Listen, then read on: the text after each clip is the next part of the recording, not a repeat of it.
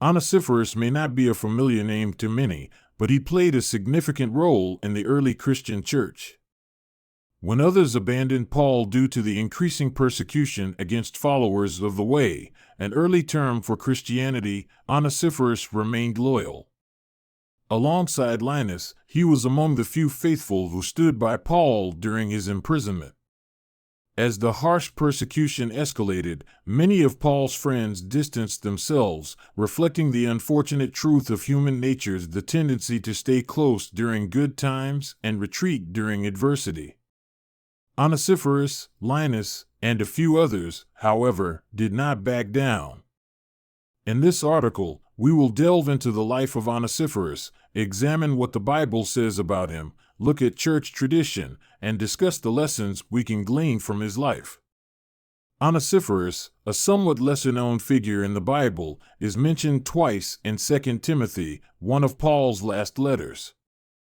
In 2 Timothy 1 verses 16 to 18, Paul expresses his gratitude to Onesiphorus, asking the Lord to show mercy on his household. The reason for this is that Onesiphorus provided Paul with much-needed refreshment, likely referring to both physical and spiritual support. In those times, prisons did not provide for the basic needs of the prisoners, so it was up to outsiders to bring food and drink. Furthermore, Onesiphorus was not ashamed of Paul's imprisonment, unlike many others who claimed to be Christians but abandoned Paul when he was jailed. Despite the fact that Paul was imprisoned in Rome, Onesiphorus went to great lengths to locate him and meet his needs. He also assisted Paul in Ephesus, though the 2 Timothy passage doesn't elaborate on what he did there. With Timothy's familiarity with the Ephesian church, it is likely that Onesiphorus resided there. The second mention of Onesiphorus is in 2 Timothy 4 verse 19. Here, Paul sends his greetings to his dear friends Priscilla and Aquila, a husband-wife duo who were close collaborators with Paul. Immediately after, Onesiphorus is mentioned, with Paul sending greetings to his household. This suggests a deep friendship, as those of higher importance were usually mentioned first in ancient letters. Some interpretations suggest that Onesiphorus may have passed away before Paul wrote this letter, which is why Paul sends greetings to his household instead. This has sparked some debate, with some Catholics arguing that Paul was praying for the soul of the deceased Onesiphorus.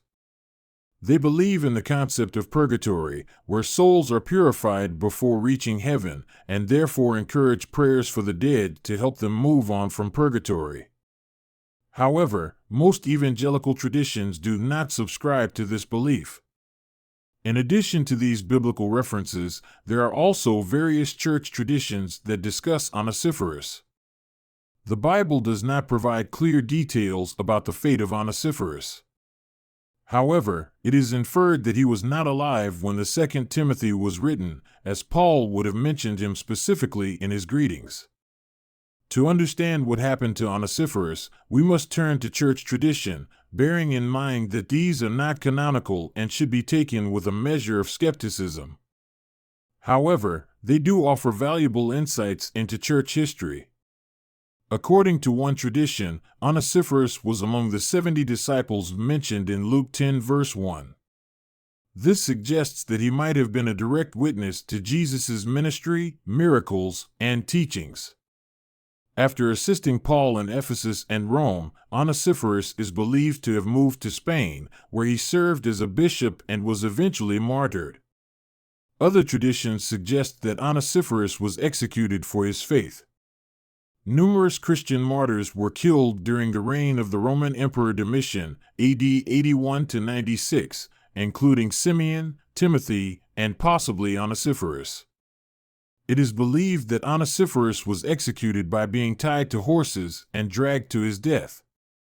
He was later honored as a saint. While these accounts are not from the Bible and should be approached with caution, they are likely accurate considering the persecution Christians faced during this period.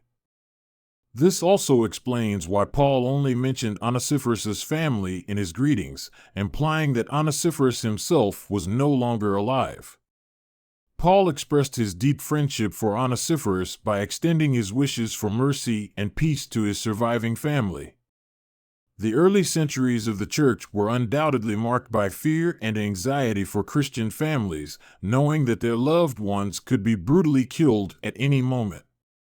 Paul himself, who wrote this letter while in prison after surviving numerous life-threatening situations, was eventually beheaded in Rome not long after writing this. From Onesiphorus, we can glean several lessons that can be applied to our Christian walk. 1. It's important for Christians to cater to both physical and spiritual needs of individuals. Onesiphorus is highlighted for his dual support to Paul, both in terms of physical sustenance and spiritual encouragement during his time in prison. While Christians are often adept at offering spiritual support through prayer, they may not be as proactive in addressing physical needs. Whether it's providing food or financial assistance, these tangible acts of kindness can have a profound impact, as shown in 1 Kings 19. 2. True Christian friendship is unwavering in the face of adversity. Onesiphorus exemplifies what it means to be a steadfast friend, seeking out Paul during his imprisonment and providing for his needs. Unlike those who shied away from associating with Paul due to his chains, Onesiphorus was there, ready to assist in any way he could. It's during these challenging times that our faith and loyalty are truly demonstrated.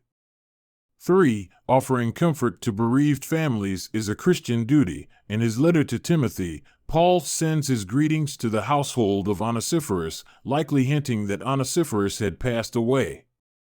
This underscores the importance of comforting and praying for those who have lost loved ones, as we all experience grief and need the comfort and mercy that our Christian family can provide. 4. Being ready to face persecution for the gospel is the ultimate test of faith. Onesiphorus showed remarkable courage in preaching the gospel, even if it meant facing a brutal death. While many of us live in relatively safe environments where we can freely share the gospel, we must be prepared for possible persecution. Like Onesiphorus, we must be ready to stand firm in our faith, even in the face of death.